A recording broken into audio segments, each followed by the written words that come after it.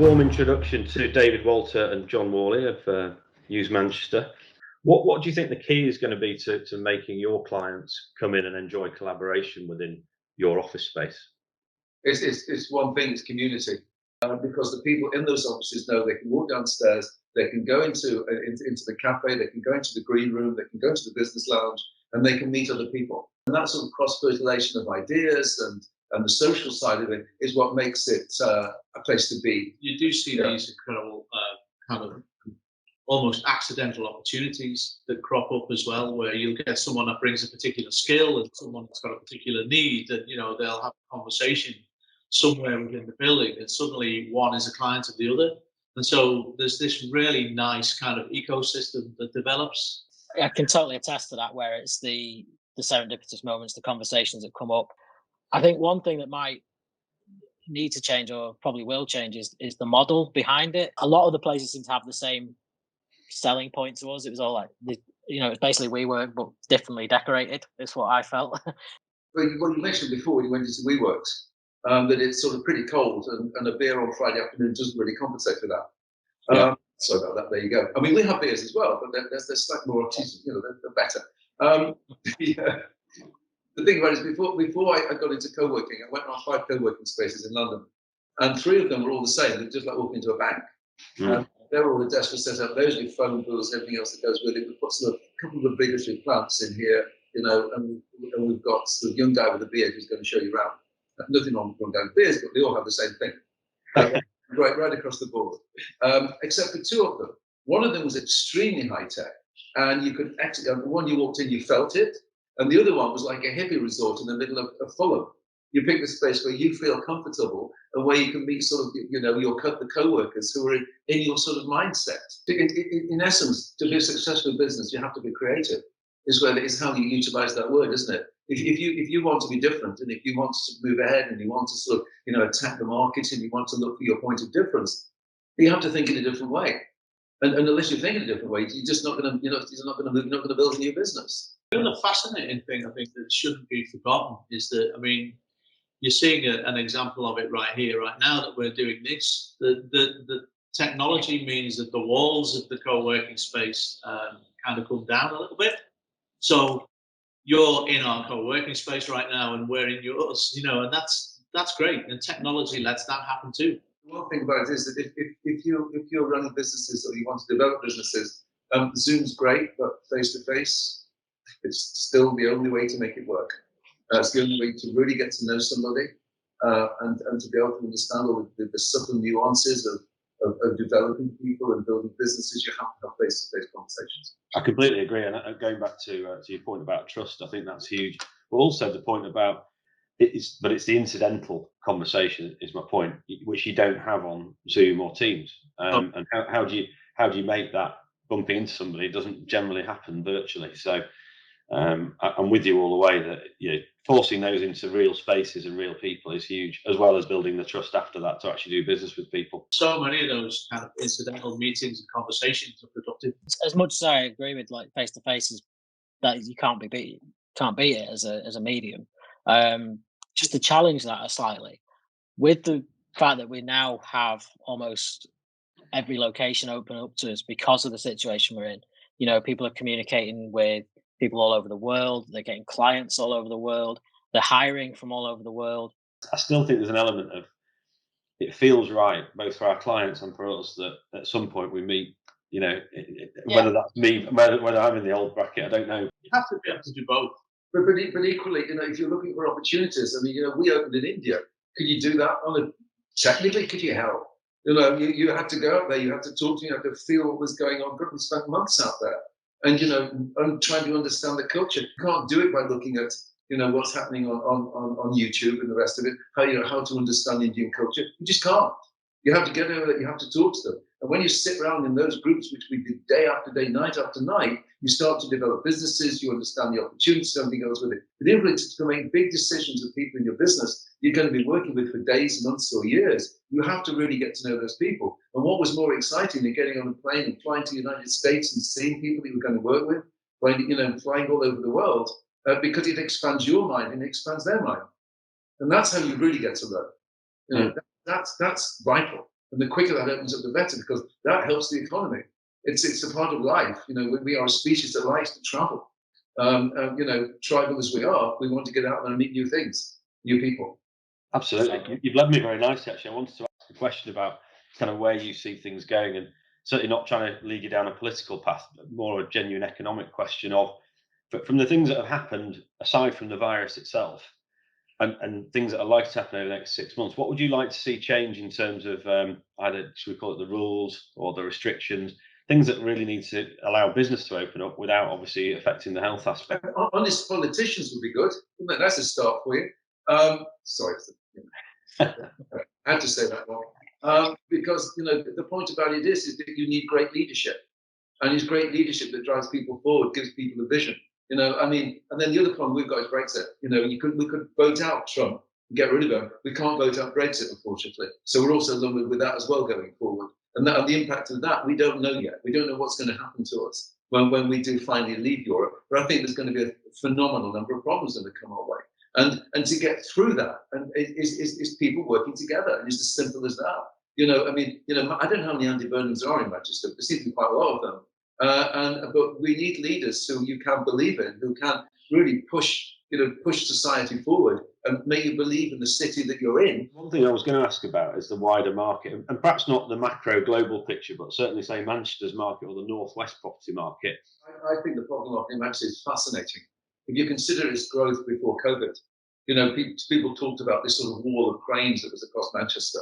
It was phenomenal. I mean, it was projecting itself as, you know, Britain's second city and all that sort of thing. And there is huge outward investment coming into Manchester, which gives you great hope. On the other hand, you also recognise that the centre of Manchester is completely empty and will stay empty for a long time. So I think big retail stores have really got to rethink how they are going to be placed, because I know that the Manchester Marks and Spencer store, there's just nobody in it. And so that I think there's going to be a complete rethink of how retail works in city centres. Because to bring people back in is going to be a real problem, and so I think the council has got a lot to has got a big journey ahead of it to bring people back into the cities to make them really going to make them live again. And if you consider the downsizing of a lot of offices, as we talked about, into smaller co-working space and working from home, that gives it another layer of problems as well. I think come March, I think all hell's going to break loose. I mean, there's going to be huge, phenomenal opportunities, but I think a real serious problems that we're going to have. Reinventing ourselves, and you know, as the world's got to reinvent itself, Manchester's got to reinvent itself. A lot of our kind of habitual behaviours are a little bit old-fashioned, and a lot of them are also unnecessary. You know, that a lot of it's trust-based. If you really wonder why people turn up somewhere at a particular time of day because they're told they have to, and leave at a particular time of day because they're told they can't until then. You know, the real reasons for that are probably based in trust. And I think the modern business and the way businesses are and the way they're behaving now, I don't think that necessarily is a factor anymore. Are you seeing any large disparities with the age of the people who are physically present and the people who are remotely present? Because from the white paper, we saw the stats around those wanting to return to an office. It was largely the younger sector, because they don't have necessarily the proper setup at home, compared to the older generation who've got like, okay, I can take the kids to school, I've got my, you know, second bedroom, or I've got an office space. They've got compared to the younger people who are sharing a flat, or, you know, both two people working on a kitchen table, they're more eager to get back to a space compared to the older generation who are actually going. I would say there's almost a misconception that you know, the co-working space are, you know, the destinations of hipsters. If you walk into this one, you see a massive cross-section of age, gender. The whole thing is a real mixture. And I think more different people have different reasons for wanting to be in the space. And I think what you say about younger people in smaller environments. I mean, there are some people I know who live in a one-bedroom flat in the centre of Manchester. Girlfriend or boyfriend, and they are literally, you know, climbing the walls trying to work from home. So it's very, very difficult for them.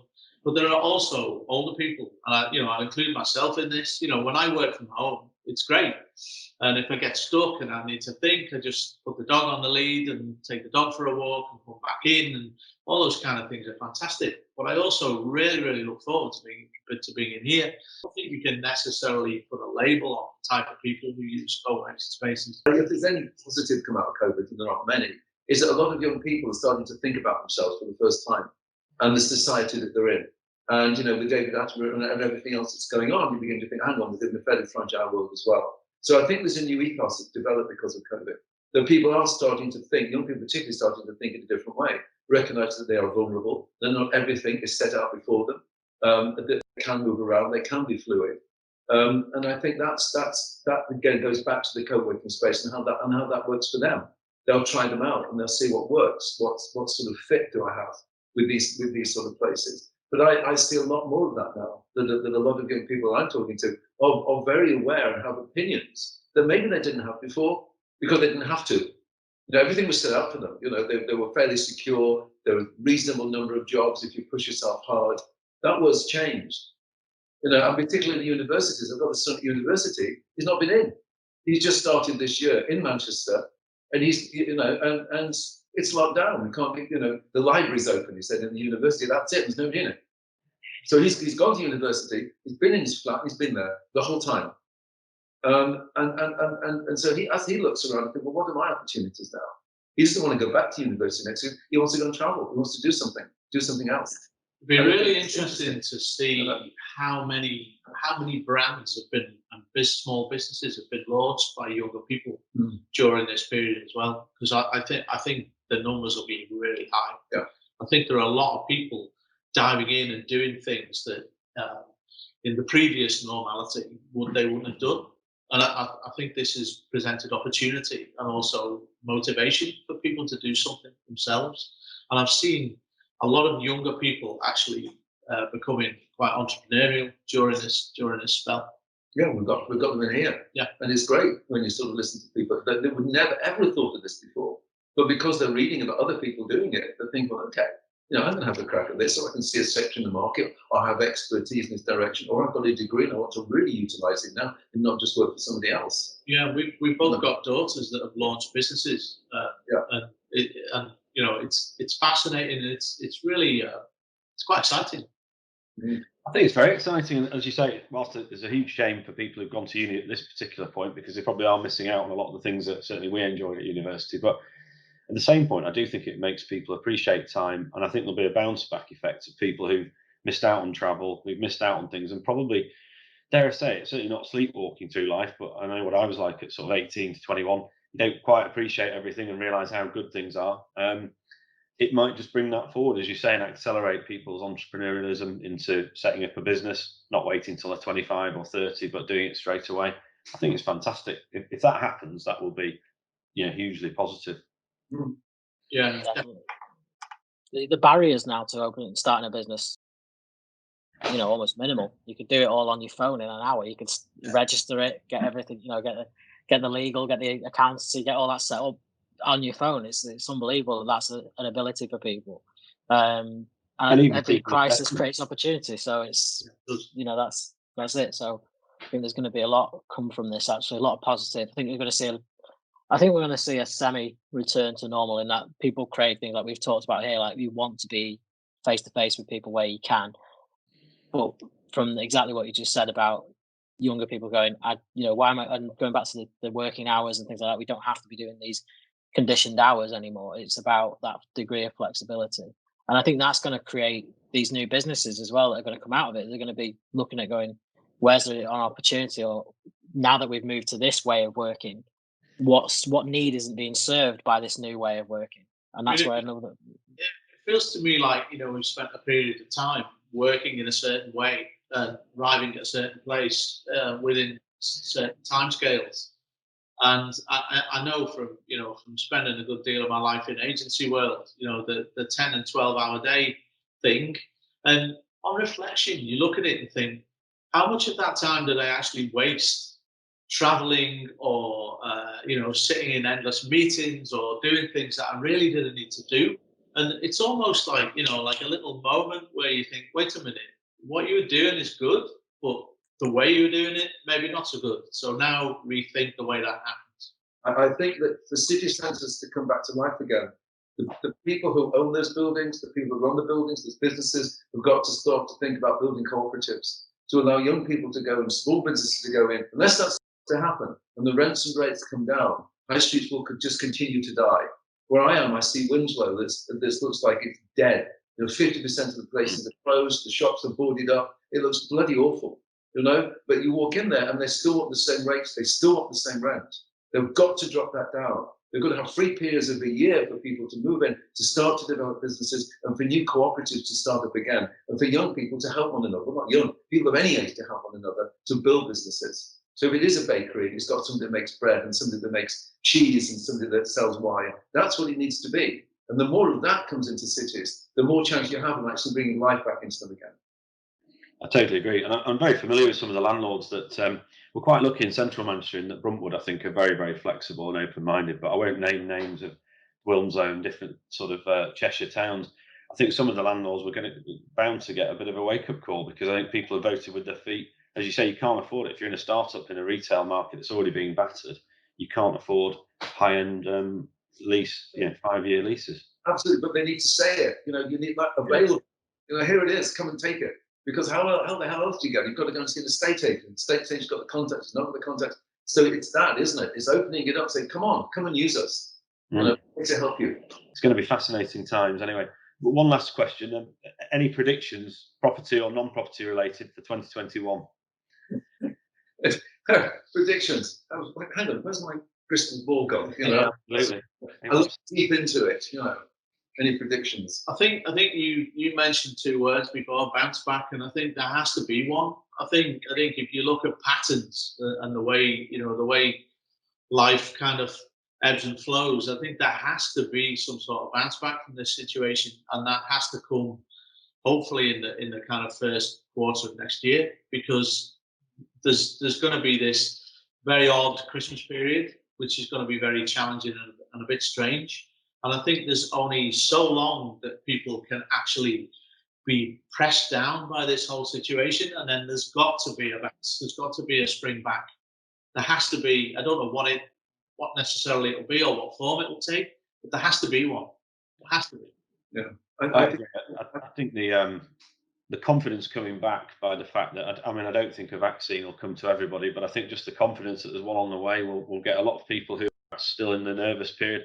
And then for people who are frustrated, perhaps like ourselves, where, I am at an age where I'd rather just crack on in terms of business, but I totally respect the rules and why they're in there at the moment. I think my prediction would be, it's not really a U curve, it's not really a V recovery, is it? I think it's going to end up being a steep drop with a shallow return. Yeah, by default, we will become a more open society. And that's not a bad thing. So, gentlemen, thank you very much for your time. Great to meet you.